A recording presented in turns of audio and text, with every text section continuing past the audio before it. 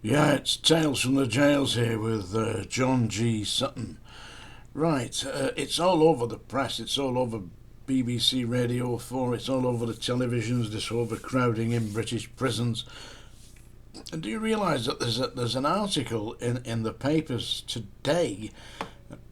I believe it's in the Independent. Let me just have a check on this. In the Evening Standard.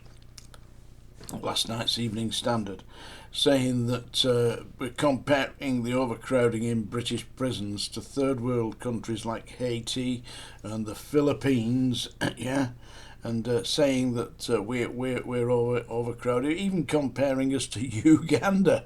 I mean, how disgraceful is this? Wake up! Hey, somebody's not paying attention here at the Home Office. We're slipping down.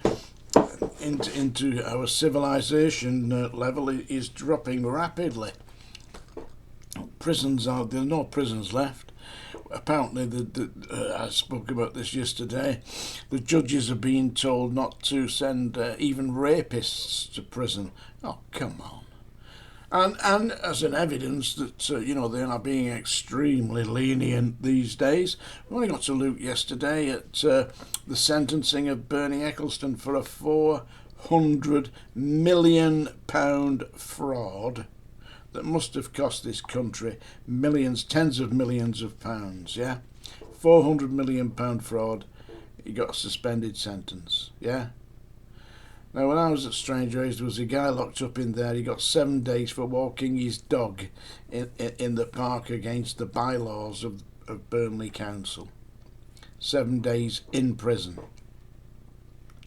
People locked up in prison for not paying their BBC television licence so that they can have the likes of, what's his name, Pouncing Up and Down, yeah. Camp as a Christmas Tree, Graham Norton. I mean, he is funny, I agree. But there's no reason to make me pay for him, is there? Come on, eh? But if I don't, then I could end up banged up. Unlike Bernie Ecclestone, who committed a £400 million fraud, was found guilty and didn't go to prison. I mean, what do you have to do? Yeah, I'll tell you what you have to do. Get your dog on a lead and go to a park in Burnley. You'll soon get yourself locked up. But, if there was a place you would. But there don't seem to be any places left anymore. Now, there was a very observant comment yesterday on yesterday's post that I put up from somebody who works in the prisons. And they were saying that the wages are reasonably sufficient now, and they may very well be. I mean, when I worked there, the wages were not particularly good, but we managed, I mean, these days it's not possible to manage in certain inner cities. I mean, you can only just look at the costings, but this individual very kindly, very thoughtfully made a comment that he found that the wages were sufficient, but that the actual ability to do the job on the landings was deteriorating rapidly, and that the experience of the staff was dropping because they were getting new staff in repeatedly because the turnover of staff was that high. And that the reason that he put it and thoughtfully addressed this issue, which is very kind of him, that the problem is that they've got a lot of young girls and inexperienced young men going into the prison, and that the landings are no longer run by the staff, but they're run by the inmates who are shouting and abusing the prison officers and making demands, and that it works on a process of appeasement these days, which is what I'd pretty well worked out myself when I'd looked at it. Back in the days, I mean, if an inmate, I mean, it's virtually unthinkable, for somebody on the landings at like Strangeways or the Scrubs, Armley Jail, or Walton, where I've been in all the prisons, to go on the landings ranting and raving at staff. They get uplifted, whipped down the block, stripped of their clothes, thrown into an empty cell, and they'd be introduced to the school bully. Where, that's where they would meet their nemesis. And that would be the last time that they ever went onto the landings shouting and abusing staff, because it wouldn't happen twice. Nobody wants that. But they've got away with it now, and apparently, from what this gentleman said, you can read if you look on the comments of yesterday, saying that the problem is that the management, the governors and all the rest of it, are no longer supporting the staff.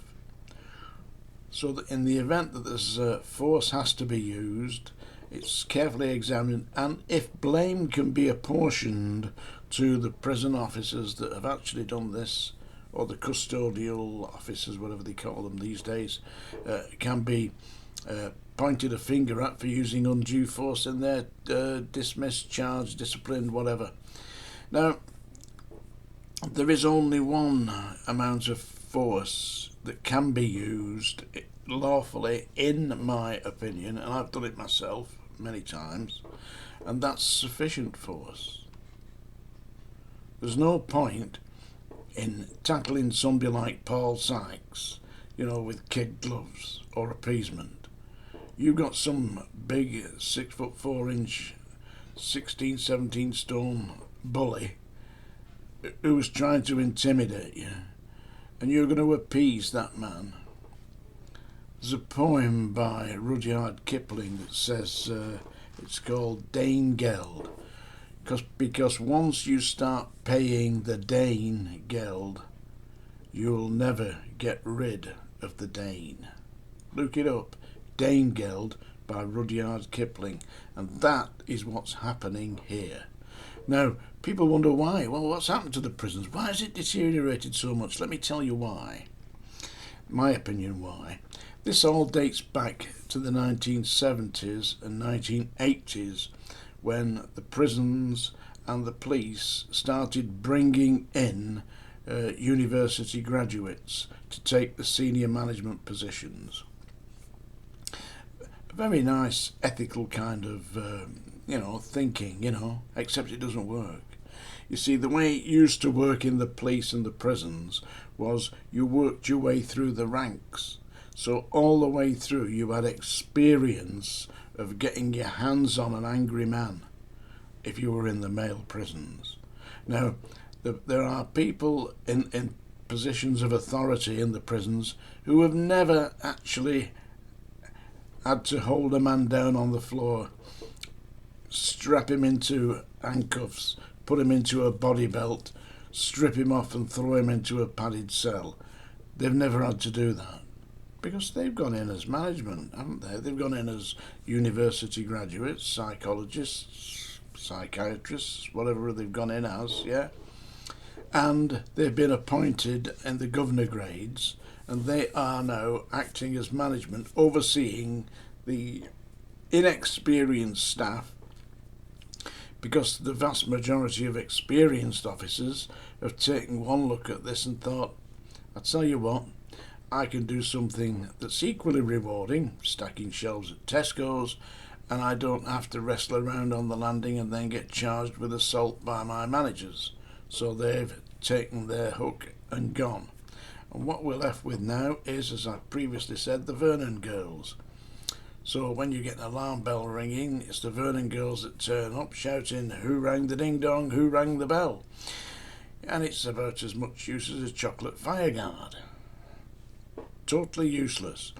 So we are now in a position here where they're locking people up for something and nothing.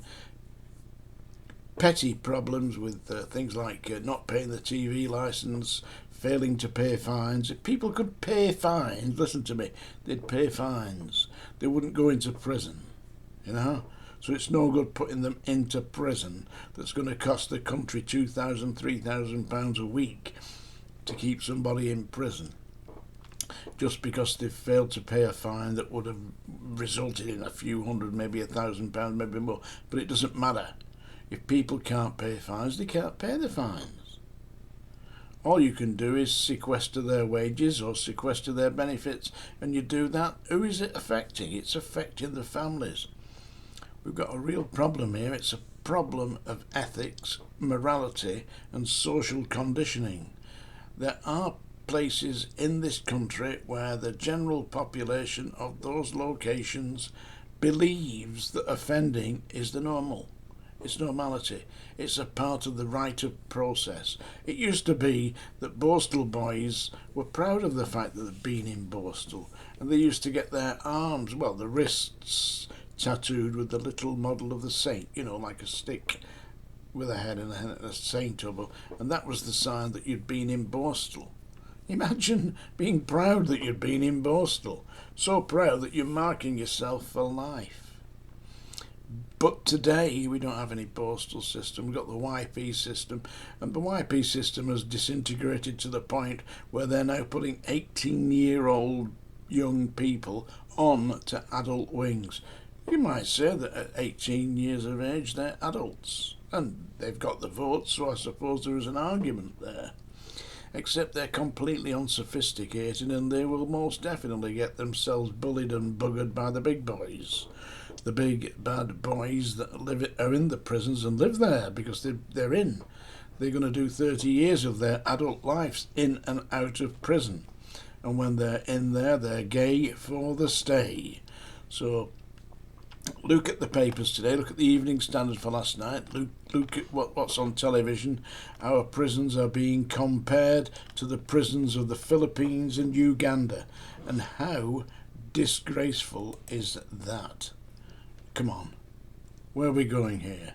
Yeah, so what should we do? I believe we should go back to what we had in the 60s, where to be in charge of prison staff, you had to have actually experienced all the grades all the way up, so you worked your way through.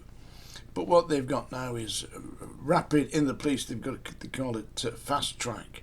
You know, you put on the fast track, you do 18 months as a police constable, 18 months as a sergeant, and then you whipped up the ranks to inspector. So you're in charge, but you've had no real experience.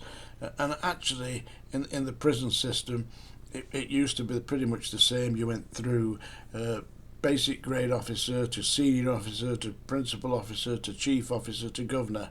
And that way, when you actually saw somebody who was dealing with an incident and had actually got their hands upon an angry man and dealt with it using what amount to sufficient force, and don't forget sufficient force varies from individual to individual. You've got some great big guy, it might need 3 or 4 people to take him down and get the hospital staff out with a syringe full of Largactil straight in the jacksie and he's out. It works. What they've got at the moment doesn't work, and it's disintegrating. And the very idea that prisoners would be ranting and raving to staff and bullying them on the landing, it's hard to believe, you know. There is a solution, and I believe that the solution is to get some real staff in, and if they want to argue with the staff, let them argue down the block, stripped off into the padded cells. And where are the school bullies of today? It's hard to believe, isn't it? Anyway, it's that time of day, folks, isn't it? Yep. It's the Song Dinger. Listen, don't forget to like and subscribe. I hope you enjoyed this. Have you seen that on Amazon Prime? Britain's Hardest Men with Sean Atwood. Very good. He interviewed me. You can have a look at that. That's on Sean's channel. Anyway, that should be up on Amazon Prime. Have a look at that. Right. Well, this is Psychic John G. Yeah, that's what I'm known as on online. But here it's Jailer John, and you can have a look at my channel on TikTok. Jailer John's channel on TikTok. Got a few jokes there. One about Bernie Ecclestone. Yeah. How do you do that? £400 million fraud. Hey, go on, we'll let you off this time. Don't do it again. Wow. Amazing, yeah? I'm going to sing you a song now. I was born under a wandering star. Well, do I know where hell is? Hell is in hello. Heaven is goodbye, forever is time for me to go. I was born under a wandering star, a wandering star. Yep, Larry didn't like that. He's just buggered off with his goat. See you folks. Tales from the jails.